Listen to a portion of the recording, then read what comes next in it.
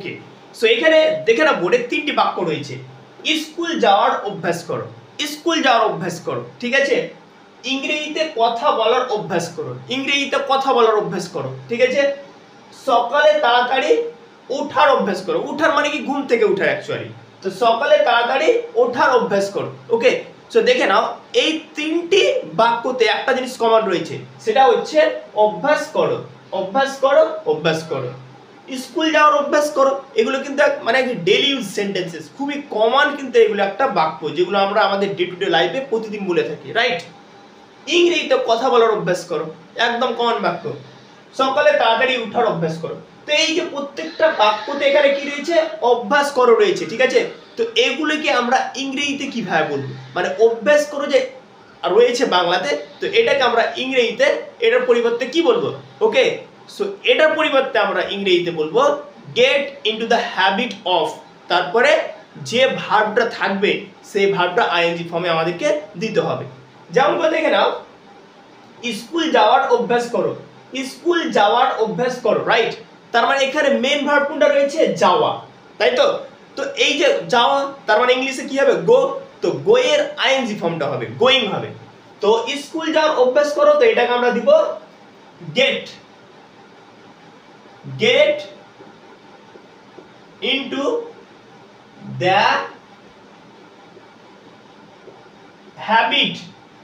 Wow, দেখো এই অংশটুকু দিলাম আমরা get into the habit of, মানে কি অভ্যাস করে, কিসের অভ্যাস করবে, গোয়িং টু স্কুল, স্কুল যাওয়ার, ঠিক আছে।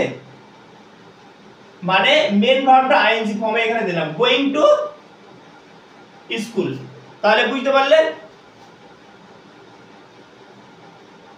দেখে নাও তাহলে বাক্যটা দেখলে যে স্কুল যাওয়ার অভ্যাস করো, তো এটাকে আমরা ইংরেজিতে বলবো gate into the habit of going to school, right.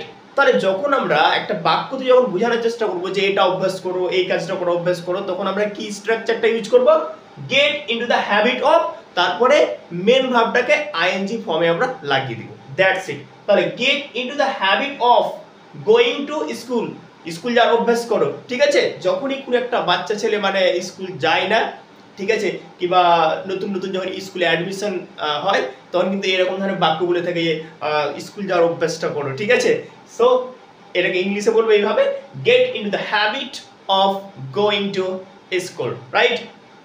তারপরে ব্যাপারটা কি আছে দেখো, ইংরেজিতে কথা বলার অভ্যাস করো, ইংরেজিতে কথা বলার অভ্যাস করো। তাহলে এটাকে ইংরেজিতে আবার কিভাবে বলবে, এটাও সেম স্ট্রাকচারটা মানে ফলো করতে হবে। দেখো ইংরেজিতে কথা বলার অভ্যাস করো, তাহলে আমরা এখানে দিয়ে দিব আবার get into the habit of কে আগে লাগিয়ে দিব, গেট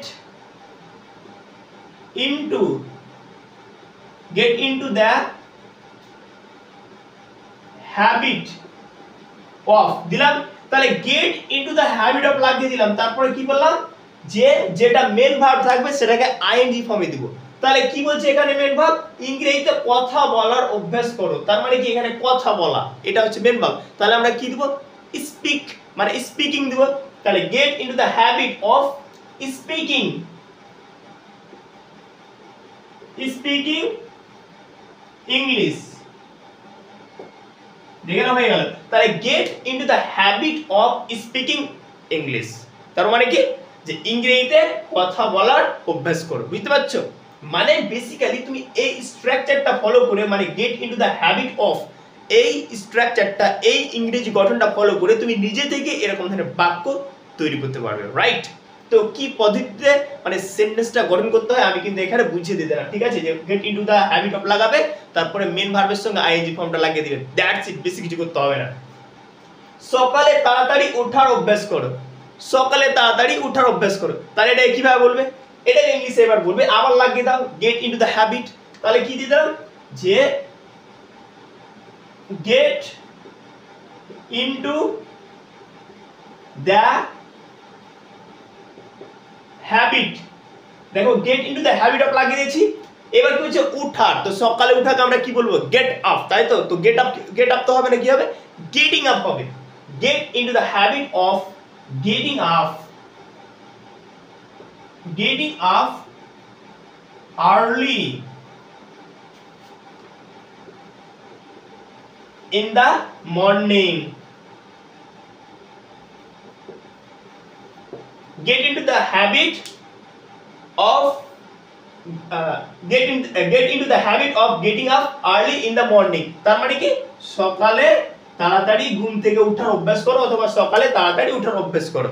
ঠিক আছে, তো এই স্ট্রাকচারটা ফলো করে তোমরা নিজে থেকে অনেক ধরনের বাক্য তৈরি করতে পারবে। ওকে, সো এবার তোমরা কিন্তু অবশ্যই কমেন্ট সেকশনে একটা বাক্য তৈরি করো এই স্ট্রাকচারটা ফলো করে। ওকে, অ্যান্ড ভিডিওটি যদি ভালো লাগে তো অবশ্যই লাইক করবেন এবং বাংলা থেকে ইংলিশ শেখার জন্য আমার এই চ্যানেলটিকে সাবস্ক্রাইব করুন। ওকে, সো থ্যাংক ইউ।